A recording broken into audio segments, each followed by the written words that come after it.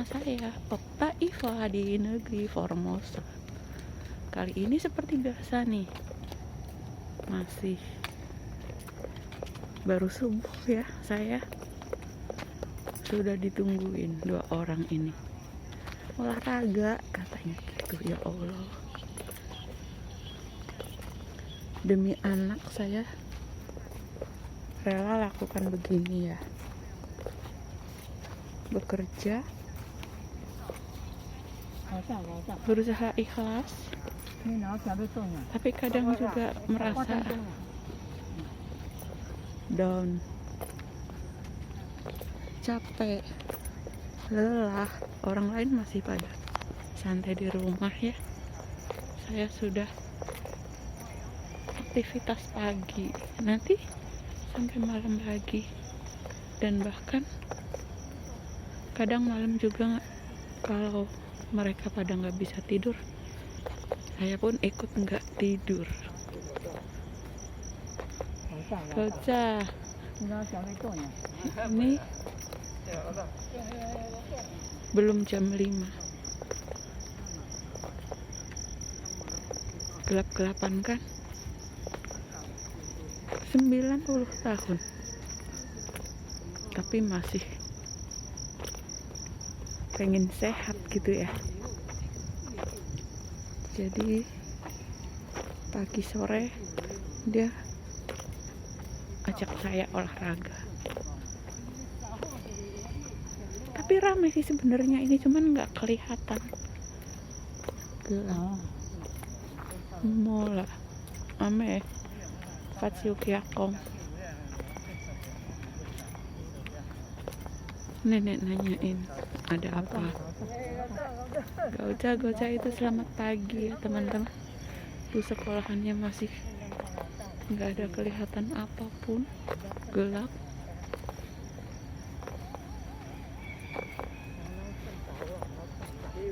Oh ya teman-teman ya, yang senasib dan seperjuangan. Oh bulannya jangan meo kantau nggak kelihatan tuh, ramai orang padahal ada suara tapi nggak ada penampakan ya. Oh ya teman-teman, tuh bulannya cantik. Saya mau sedikit info untuk para BMI yang legal alias yang resmi ya. Jika mendapatkan kesulitan kayak saya ini sekarang nih, sudah ngedrop gitu ya, sudah down gitu ya, pengen pindah, tapi yang ada si majikan dan si bos saya itu, anaknya dari dua orang tua ini, dia nggak kasih izin saya keluar. Pertama, kedua, ya oke boleh. Dan ketiga juga, sekarang yang lagi sedang proses, boleh, oke. Gitu.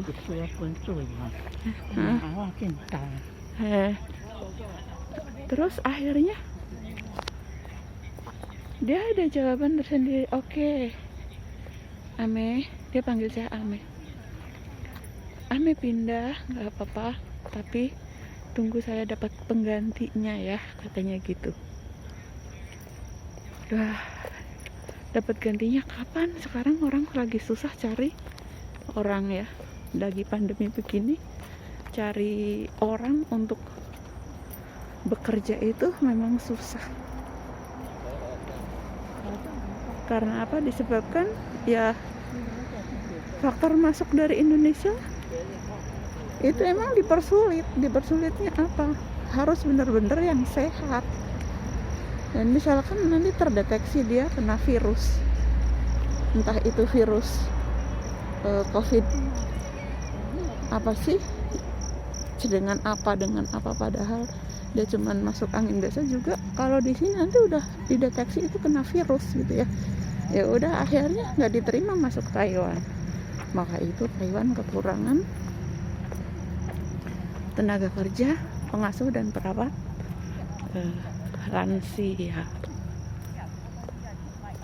Kalau bisa kayak gitu ya, apalagi kalau bener-bener kayak saya gini, jobnya double, sebenarnya bisa lapor ke konseling, yaitu dengan nomor 1955.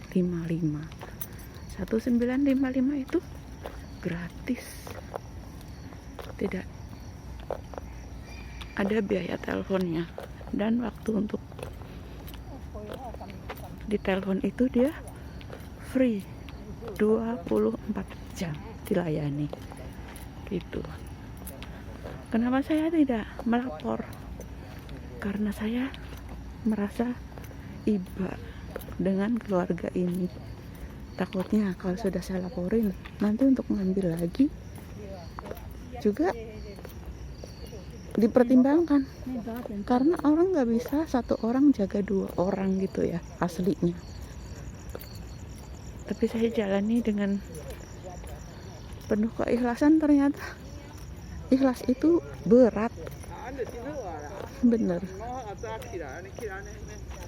Tapi ya alhamdulillah, mudah-mudahan ada jalan keluarnya. Nanti deal saya bisa dengan sabar menunggu ada pengganti, dan jikapun ada pengganti, mudah-mudahan dapat job yang sesuai, yaitu 1 orang jaga nenek. Saya maunya jaga nenek 1 orang, dan di rumahnya tidak harus ada ramai orang gitu. Soalnya kalau udah ramai orang itu repot, rempong, mau kerja ini dan itu dengan si pasien, pasti kadang namanya pasien udah orang tua ya, suka disalah-salahin. Jadi keadaan rumahnya itu seperti nggak harmonis gitu, pasti pada ribut-ribut. Nah kalau beda, kalau kayak saya, dimanapun saya beda bekerja, saya selalu pilihannya saya jaga pasien, tapi yang dalam rumah itu saya nggak mau ada ramai orang. Dalam artian ya saya dengan pasien yang punya rumah sendiri boleh, bisa setiap minggu atau 2 minggu sekali pada datang, silahkan menjenguk gitu. Alhamdulillah ya teman-teman, ini udah terang, udah mulai nampak tuh. Itu ada toko sarapannya udah buka. Itu toko sarapan melayani anak sekolah dengan orang yang kerja di pabrik Unitech. Tuh, jam segini udah buka, udah jam 5. Tadi belum jam 5. Bagus sih suasananya, cuacanya juga seger. Musim panas tidak berasa panas gitu maksudnya. Tapi alhamdulillah ya, saya masih diberi kesehatan. 3 bulan lagi saya sudah 2 tahun bertahan bekerja begini. Saya selalu ada di sampingnya nenek, dan kakek selalu di depan. Karena memang tradisi orang sini, istri itu ya tunduk sama suami gitu. Nggak kayak di Indonesia kan, kadang suami juga tunduk sama istri, karena yang mengelola ekonomi kalau di Indonesia kan perempuan ya. Kalau di Taiwan pengelola ekonomi keluarga ya yang kepala keluarganya gitu. Oke teman-teman, sebentar dulu, saya masih mau lanjut ya. Dan kalau mau, kita melapor ke 1955 jika posisi kita itu benar, dan minta kepindahan bekerja, pindah selain job pertama. Karena dalam tanda tangan job itu pertama biasanya memang tidak nampak apa kerjaan asli gitu ya. Sepertinya kayak saya sekarang kan jobnya sebenarnya cauku kakek memang kakek yang parah hari itu ya sakitnya, minumnya obat aja sehari 7 kali. Jadi sebelum makan, sesudah makan, terus sebelum tidur gitu ya. Tapi akhir-akhir ini anaknya bilang, sekarang bapaknya kamu rawat sehat loh, perubahannya banyak banget gitu. Alhamdulillah sih, memang saya syukuri, saya senang mendengar kata-kata itu. Tapi dibalik itu semua, ya sebenarnya saya sudah lelah gitu, karena si nenek indah pikun itu marah apa barang semuanya selalu lupa. Udah lupa nanti nanya ke saya lagi istirahat, akhirnya saya nyari dulu. Nah nanti ini kalau habis olahraga dia sarapan minum obat, habis minum obat sarapan dia ngantuk. Nanti saya ingatkan lagi, sikat gigi lagi, kumur-kumur pakai sugosue gitu loh, kayak buat membunuh bakteri di mulutnya, sisa-sisa makanan yang tertinggal gitu. Dan jangan lupa ya, misalkan yang punya job kayak saya double, jangan takut, jangan juga sampai kabur. Ada solusi, yaitu telepon ke 1955. Itu konseling yang bagus dalam menangani semua masalah, asalkan kita tidak pelin-pelan. Kalau sudah melapor, jangan sampai mau dicabut kembali. Biasanya agent kayak gitu. Karena apa? Takut kehilangan TKW-nya. Jadi bilang cabut. Kalau udah cabut kan otomatis kita udah nggak punya backup. Nah kita jangan mau cabut, terus kawal terus sampai tuntas gitu ya. Syaratnya sebelum lapor, persiapkan nama si majikan gitu, yaitu yang ngambil kita itu atas nama anaknya yang mana, itu catat, serta alamat rumah yang kita tempatin sama pasien. Kedua, nomor telepon kita jangan ganti-ganti, yang buat nelpon ya nanti yang dihubungi lagi sama Depnaker yaitu.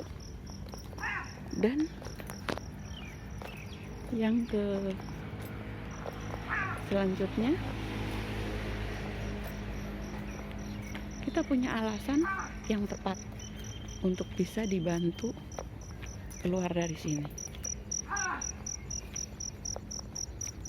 Oh ya, tidak lupa, misalkan sudah 1 hari 2 hari belum dihubungin kembali lewat dari Depnaker ya, kita telepon lagi, tanyakan bagaimana aduan saya.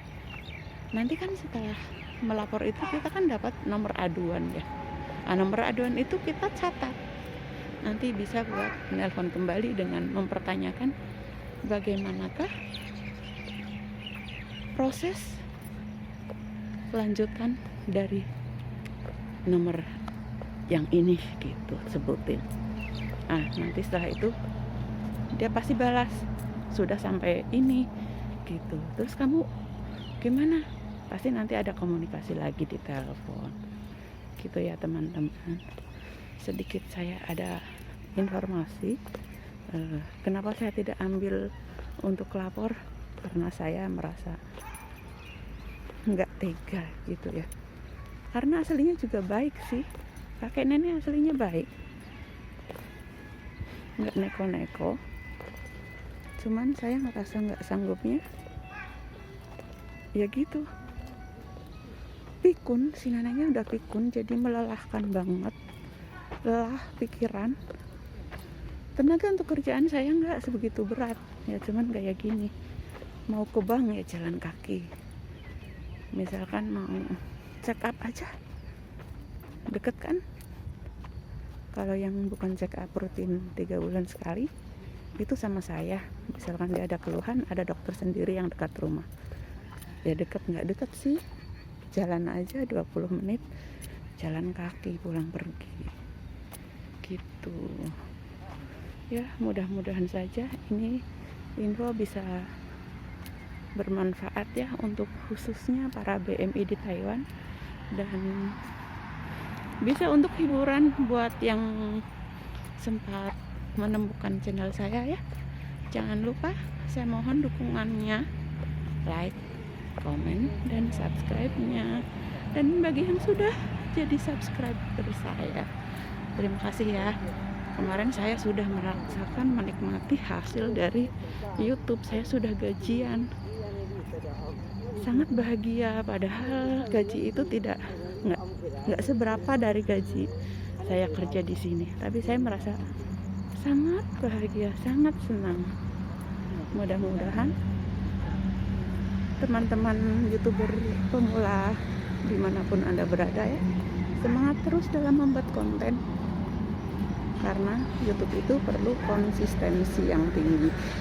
Artinya konsisten itu ada waktu tepat, dan jangan sampai kita abai tidak upload video gitu ya. Video itu tentang menyangkut apa keseharian kita, nggak usah yang neko-neko buat yang pengen baik, yang pengen terkenal, nggak usah.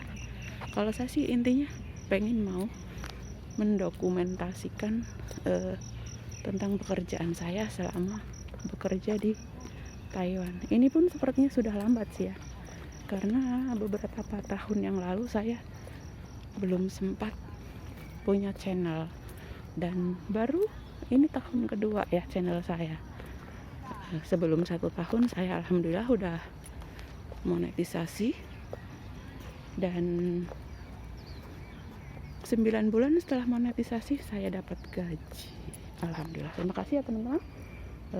Tanpa teman-teman semua pastinya saya tidak mencapai sekarang ini. Bisa sukses, intinya bisa ada keberhasilan, jadi subscriber naik dan view pun naik, serta yaitu dapat gajian, alhamdulillah sekali. Dan akhirnya untuk ini neneknya mau saya bantu. Wada Kang liha ba? Lai. Ban lagi ya? Liha ba? Lun ban Shelly ya. Saya bantu nenek nih. Oh, Shelly ya. Shelly. Ban dia muji saya, katanya saya orang baik. Ya alhamdulillah sih saya orangnya kayak gitu. Betul mah. Sing hyokun lah. Ticia ka songkwai u kongki. Tium Cintiang. Ini baru 85 tahun sih. Tuh orang sini. Jadi tongkatnya bisa buat duduk. Ini kakek nenek saya juga mau istirahat, dan saya pun mau istirahat. Sudah siang. Oke, terima kasih ya teman-teman. Saya ucapkan untuk para subscriber saya yang saya cintai dan saya hormati. Cukup segini dulu ya. Konten saya kali ini mudah-mudahan bisa bermanfaat. Wabillahi taufiq wal hidayah. Wassalamualaikum warahmatullahi wabarakatuh. Bye bye.